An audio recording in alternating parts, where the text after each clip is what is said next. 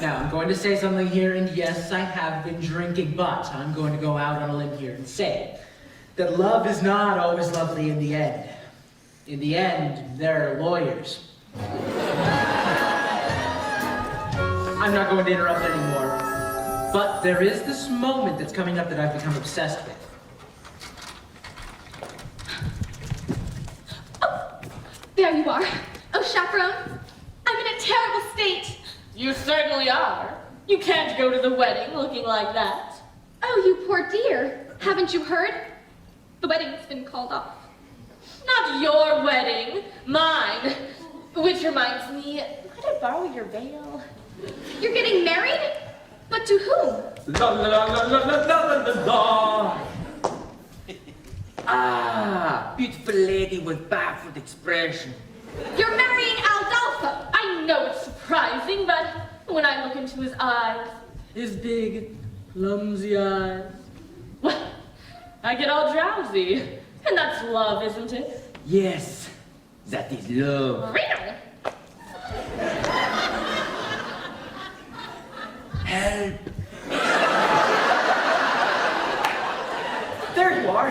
All right, I'm going to put my cards on the table. I've got a weak heart, can't take the pressure. If this goes on any longer, the old ticker's gonna give out. Please, tell me, is there going to be a wedding or not? Yes. Thank the good Lord in heaven. Aldolpho and the chaperone are getting married. What? Oh, here you are. I have an announcement. There's going to be a wedding. We know. You know? Yes, we've heard. But who told you? I did. But how did you know? What difference does it make? Mrs. Tottendale and I are to be married in the garden at 7:30 tonight. What? What? Oh, yes. Congratulations to everyone. Say, what kind of cockamamie wedding is this? Everyone's getting married except the bride and groom. There you are. Aw, Jen, I've been looking everywhere for you. Hello, Mr. Martin. Please don't be like that. Can't you find it in your heart to forgive me? Jenna, it's our wedding day. George has gone to all the trouble, and well, I do love you. More than I can say. But you kissed another woman. Yes, I just can't understand it.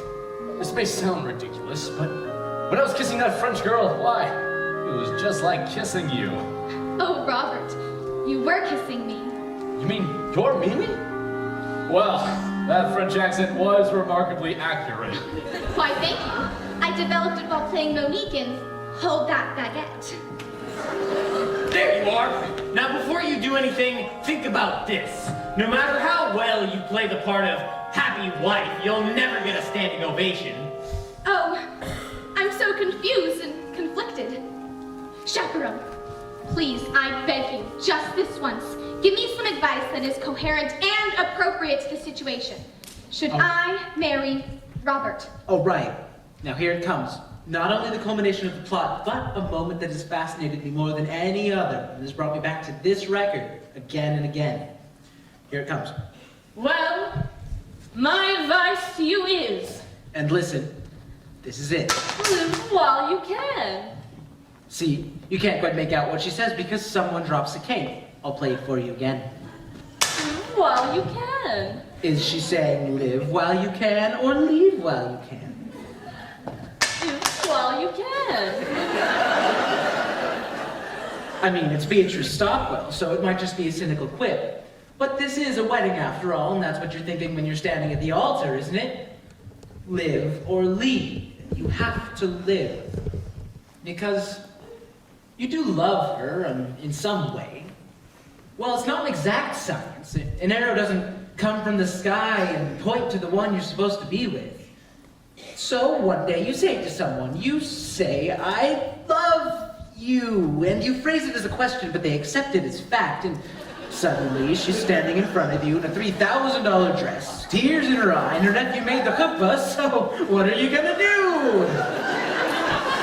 Are you gonna say, I was joking, I was kidding?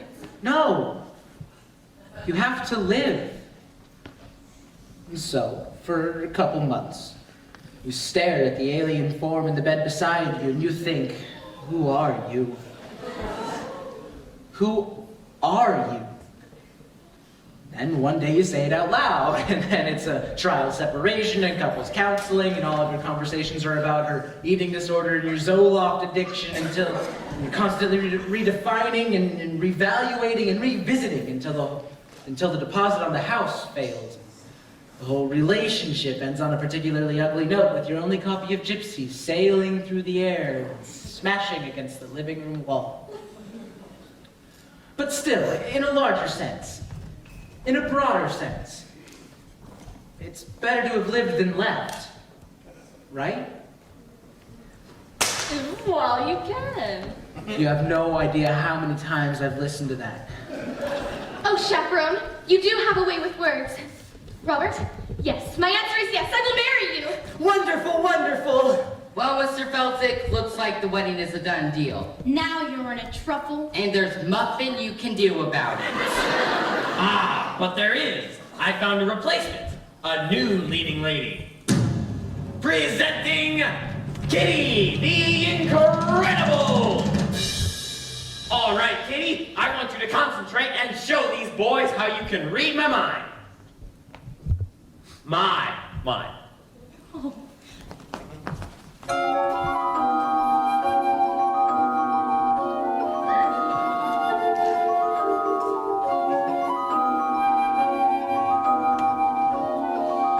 Kitty, will you marry me?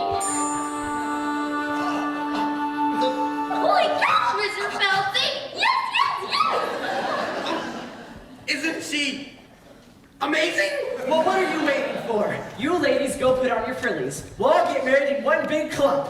That's how they do it in Utah.